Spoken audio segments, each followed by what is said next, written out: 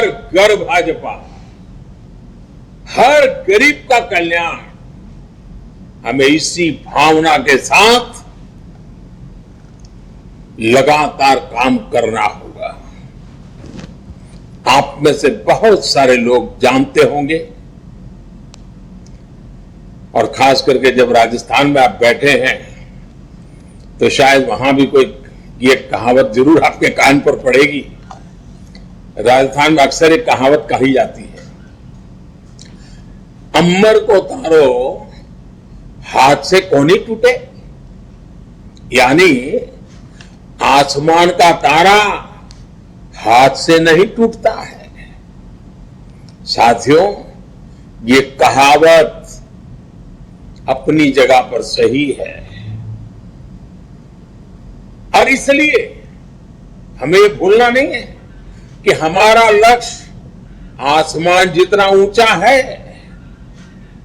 इतनी आसानी से नहीं मिलेगा, लेकिन मेहनत करेंगे तो उसे प्राप्त जरूर करेंगे। साथियों, जिस एक और विषय पर हमें निरंतर कार्य करते रहना है वो है देश में विकासवाद की राजनीति की चौतरफा, चहुं दिशा में स्थापना होनी चाहिए। कोई भी दल हो, उसको भी विकासवाद की राजनीति पर आने के लिए मजबूर करना।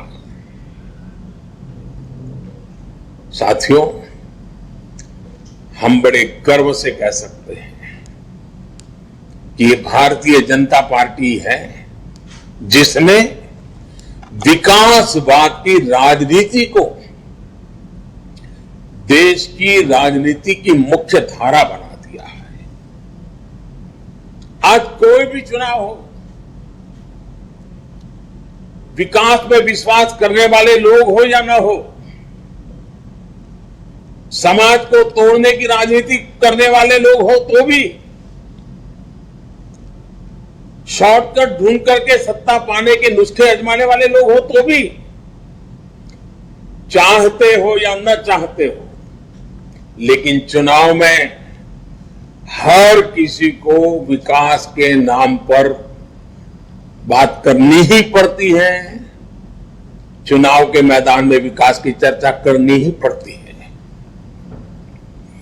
और गर्व है भारतीय जनता पार्टी कि हमने राजनीति को इसकी विकासवाद की धारा के साथ प्रमुख रूप से बल दिया है।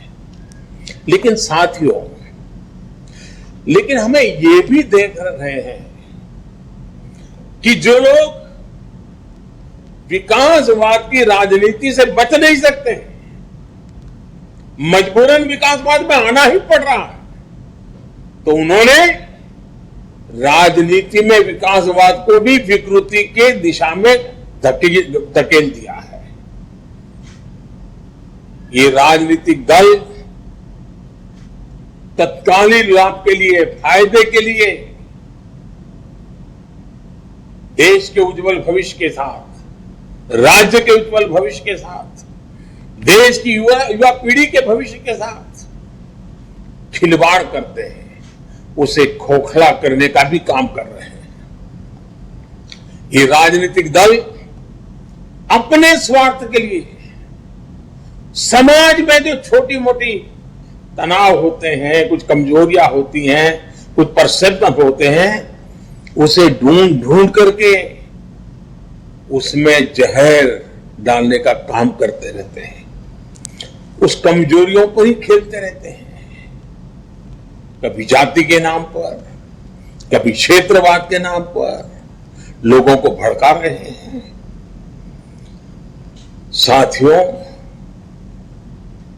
एक भारत श्रेष्ठ भारत का सपना लेकर के चल रही भारतीय जनता पार्टी के लिए यह भी अनिवार्य है कि देश के लोगों को लगातार हमें सावधान करते रहना होगा, इस प्रकार के लोगों से सचेत करना होगा, इस प्रकार के दलों से सचेत करना होगा।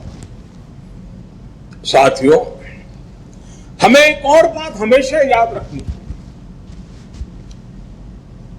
हम सबको याद है जनसंघ के जमाने में जब हम कहीं हाशिए पर पड़े थे, कोई हमें जानता भी नहीं था, न उस नगर में जानता था, न उस राज्य में जानता था, न उस जिले में जानता था। फिर भी उस जमाने में जब हमारे बात को कोई कानों पर धर ले ये संभावना भी नहीं थी, उस समय भी जनसंघ के जमाने में हमारे कार्यकर्ता, हमारे पुरानी पीढ़ियां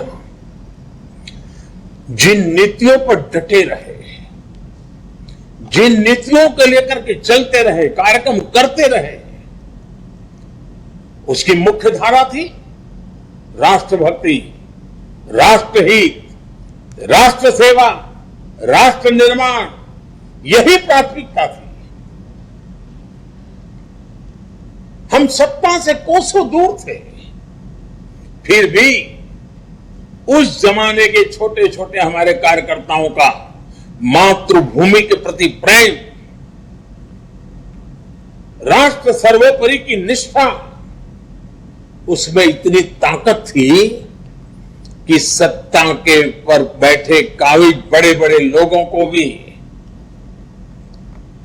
भारतीय जनसंघ की उस राष्ट्रभक्ति और राष्ट्रीय विचारधारा को वो कभी चुनौती नहीं दे पा रहे थे।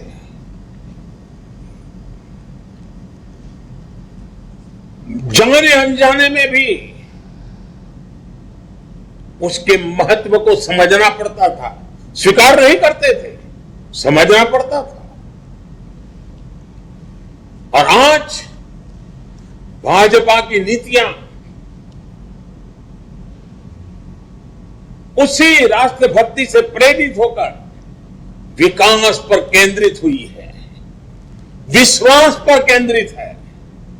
इसलिए साथियों, हमें कभी कोई शॉर्टकट नहीं लेना है। हमें देश हित से जुड़े जो भी बुनियादी विषय हैं, जो कोर इश्यूज हैं, उन्हीं पर आगे बढ़ना है। कदम को दाएं बाएं जाने नहीं देना है, जुबान को इधर उधर फिसलने नहीं देना है। और ये कोर इश्यूज क्या है?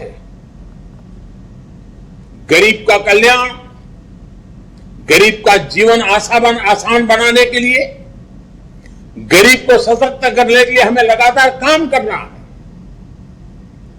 हमें कभी भी भटकना नहीं है। और मैं आपको सतर्क भी करूंगा, आपसे आग्रह भी करूंगा कि आपको विकास से जुड़े मुख्य मुद्दों से भटकाने की लाख कोशिशें होंगी, लेकिन आपको देश के विकास से जुड़े विषयों पर ही टिके रहना है। हम देखते ही हैं कि आजकल किस तरह कुछ पार्टियों का इकोसिस्टम पूरी शक्ति से देश को मुख्य मुद्दों से भटकाने में लगा हुआ है। हमें कभी ऐसी पार्टियों के जाल में नहीं फंसना है। मैं जानता हूं कि आप अपने संवादों में, बातचीत में, संबोधनों में, पत्रकार वार्ताओं में अगर आप कहते हैं कि हमारी सरकार ने 2014 के बाद गरीबों के लिए 3 करोड़ घर बनाए,